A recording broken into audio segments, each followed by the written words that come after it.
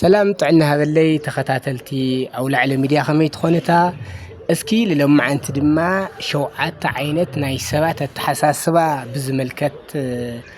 حيزلكم قريبا لخو ازي عينتات التحساسبا مسرعنا نحنا خا امنيو عينت التحساسبا اينا نمدب لبل كنفلل حجزنا قمنا غريو اسكي كافتي شوعي كجمرمو logical thinking ويدما reflective thinking ناتهاله الصواع ازي اتحساسبا زي زلعله تخرت اامرو زدليو ዝተወሳሰው ጸገማት ዝፈትሕ ዝሓለፈ ወይ ድማ ዘሎ ናይ ሕዚን ዝመጽእ ክመጽእ ዝኽእል ነገር ኣዋዲዱ ወዲቡ ተንቲኑ መፍትሒ ዘቐምጥ ኣተሓሳስባ እዩ እዚ logical thinking ወይ ድማ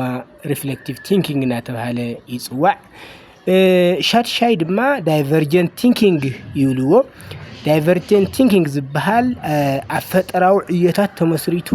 ብዙሓት መፍትሕታት ዝፈጥር ኣተሓሳስባ እዩ ሓደ ኣማራጺ ናብ ብዙሓት ኣማራጺታት ዝዝርግሕ ኣተሓሳስባ እዩ ለኣብነት ኣብ ብዙሓት ኣኼባታት ሓደ ሰባት ንዕዘቦም ሓደ ኣማራጺ ይመጽእ እሞ ዘማራጺ ብብዙሓት ኣንግላት ዝርግሕ ሕቢሎም ብዙሓት ኣተሓሳስባታት ተቐምጥልኻ እዚ ዓይነት ዳይቨርጀንት ዝኾነ ኣተሓሳስባ ዘለዎም ምዃኖም ምግንዛብ ይከኣል እዩ ሓምሻይ ኣተሓሳስባ ኮንቨርጀንት ቲንኪንግ እናተባህለ ዝጽዋዕ ብዙሓት ዝተወሳሰቡ ሓሳባት ናብ ጸበብቲ ሓቅታት ዝቕይር ኣተሓሳስባ እዩ ካብ ብዙሓት ኣማራጺታት ኣጽዩ ናብ ትኽክለኛ መልሲ ዘምጽእ ኣተሓሳስባ እዩ ሕዚ እውን ተመሳሳሊ ኣብ ብዙሓት ኣኼባታት ንግንዘቦ ሰባት ብዙሓት ኣማራጺታት ይዛረቡ እሞ እዞም ብዙሓት ኣማራጺታት ኣጽብ ኣቢሉ ናብ ሓደ ትኽክለኛ ዝኾነ መረዳድእ ውሳነ ለምጽእ ሓሳብ ለምጽኣልካ ሰብ እዚ ኮንቨርጀንት ዝኾነ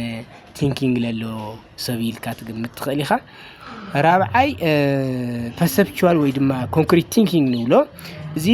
መብዛሕትኡ ሰብ ልርከብ ቀሊል ሜላ ኣተሓሳስባ ኮይኑ ንነገራት ብቐጥታ ተገንዚብካ ዝመጽእ ኣተሓሳስባ እዩ ሳልሳይ ኮንሰፕቹዋል አብስትራክት ቲንኪንግ ንብሎ እዚ ድማ ስነ ሓሳብ ኮንሰፕት ቋንቋ ምልክታት ተረዲኡ ውሳነ ዝህብ ሓሳብ እዩ ዝውን ልሙድ ዝኾነ ሓሳብ እዩ እቲ ካልኣይ ፍልይ ዝበለ ሓሳብ ክሪኤቲቭ ቲንኪንግ ንብሎ ሰፊሕ ከይዲ ተኸቲሉ ሓድሽ ሓሳብ ዝፈጥር ሓቃዊ መረዳእታ ዘምጽእ ርክባት ብመረዳእታ ዘይተፈለጡ መረዳእታታት ላምጽአ ዘብራህርህ ኣተሓሳስባ እዩ እዚ ክሪኤቲቭ ቲንኪንግ ንብሎ ኣብ ፍሉያት ሓያላት ዝበሃሉ ሰባት ዝርከብ ኣተሓሳስባ እዩ እቲ ናመጨረሻ ክሪቲካል ቲንኪንግ ዝበሃል ድማ ሓበሬታታት ብዕላማ ተንቲኑ ውሳነ ዝህብ እዩ ሓሳባት ብዕላማ እዩ ዝትንትን ምድንጋር ከይፍጠር ከይተረድእካ ከይትውስን ዓሚቕ ብልሒ ዝዕርፍ ኣተሓሳስባ እዩ ለኣብነት ሰባት እስኪ ካብ እንስሳታት እንታይ ትፈትዩ ይብልዎም ልዞም ክሪቲካል ቲንኪንግ ዘለዎም ኣተሓሳስባ እሞ ለኣብነት ኣድጊ ኢሎም ትትውኻ መልሲ ሰብ ይስሕቕ ኣድጊ ዶ ይበሃል እዩ ግዛዕ ኢሉ ካብኡ ከረድእኻ ተለዉ ኣድጊ ለለዎ ጻዕሪ ኣድጊ ለለዎ ድኻም ኣድጊ ዝሰርሖ ስራሕ ከረድእኻ ተለዉ ብኸመይ ከም ዝመረጽዎ ክትርዳእ ተለኻ ድማ ኣሃ ለካ ብዕላማ እዮም ኣድጊ ኢሎም ዝሓሰቡ ዝተናገሩ ኢልካ ናብ መርዳእ ትበጽሐሉ ክሪቲካል ቲንኪንግ በላሕቲ ሰባት ልሕዝዎ ነገራት ብዕላማ ሪኦም ሓሳብ ለቐምጡሉ ሓሳብ እዩ ማለት እዩ ስለዚ ዞም ሸውዓተ ዓይነት ኣተሓሳስባታት ንሕናኸ ኣመኒኡ ዓይነት ኣተሓሳስባ ኢና ንህሊ